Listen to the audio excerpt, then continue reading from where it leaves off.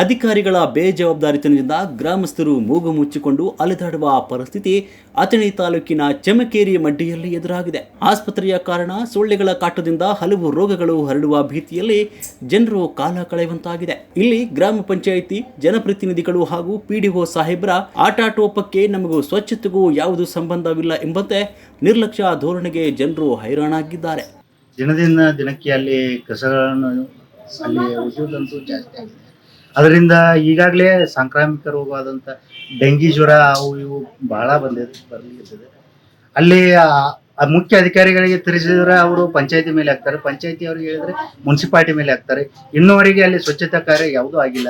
ಅಲ್ಲಿ ಸ್ವಚ್ಛತೆ ಮಾಡಿ ಅಲ್ಲಿ ಒಂದು ಸ್ವಲ್ಪ ತ್ಯಾಜ್ಯ ವಿಲೇವಾರಿಗೆ ಏನಾದರೂ ಅಲ್ಲಿ ಬೇರೆ ವ್ಯವಸ್ಥೆ ಮಾಡ್ಬೇಕಂತ ನಾನು ಮನವಿ ಮಾಡ್ಕೋತೀನಿ. ಸರ್, ಯಾವ ಪಂಚಾಯತಿ ಒಳಗೆ ಬರುತ್ತೆ? ಸಂಕೋನಟ್ಟಿ ಪಂಚಾಯತಿ ಒಳಗೆ ಎಲ್ಲಿ ಬರ್ತಾರೆ ಪ್ಲೇಸ್? ಚಮಕೇರಿ ಮಡ್ಡಿ.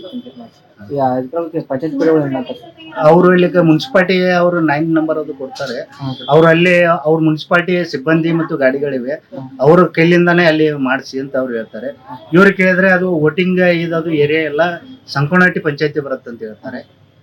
ಅವ್ರ ಕಡಗಂಚಿ ಅವ್ರ ಪಿಡಿಒ ಅವ್ರಿಗೂ ಹೇಳಿದ್ದಾಗಿದೆ, ಇವ್ರಿಗೂ ಹೇಳಿದ್ದಾಗಿದೆ.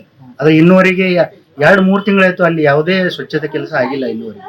ಡೆಂಗ್ಯೂ ಪ್ರಕರಣಗಳು ದಿನದ ದಿನಕ್ಕೆ ಹೆಚ್ಚು ಆಗ್ತಾ ಇದ್ರೂ ಸಹ ಅಧಿಕಾರಿಗಳು ಕಣ್ಮುಚ್ಚಿಕೊಳ್ತಿದ್ದಾರೆ. ಕಿತ್ತೂರು ರಾಣಿ ಚೆನ್ನಮ್ಮ ವಸತಿ ಶಾಲೆಯ ಆವರಣ ಪಕ್ಕದಲ್ಲಿ ಕಸದ ರಾಶಿ ತುಂಬಿದ್ರೂ ಸಹ ಅಧಿಕಾರಿಗಳು ದಿವ್ಯ ನಿರ್ಲಕ್ಷ್ಯವನ್ನು ತೋರ್ತಾ ಇದ್ದಾರೆ. ಕಸದ ರಾಶಿ ಕ್ಲೀನ್ ಮಾಡುವಂತೆ ಅಧಿಕಾರಿಗಳಿಗೆ ಮನವಿ ಮಾಡಿದರೂ ಸಹ ಅಧಿಕಾರಿಗಳು ಕ್ಯಾರೆ ಎನ್ತಾ ಇಲ್ಲ ಅಂತ ಸ್ಥಳೀಯರು ಗ್ರಾಮ ಪಂಚಾಯಿತಿ ಅಧಿಕಾರಿಯ ವಿರುದ್ಧ ತಮ್ಮ ಆಕ್ರೋಶವನ್ನು ವ್ಯಕ್ತಪಡಿಸ್ತಾ ಇದ್ದಾರೆ.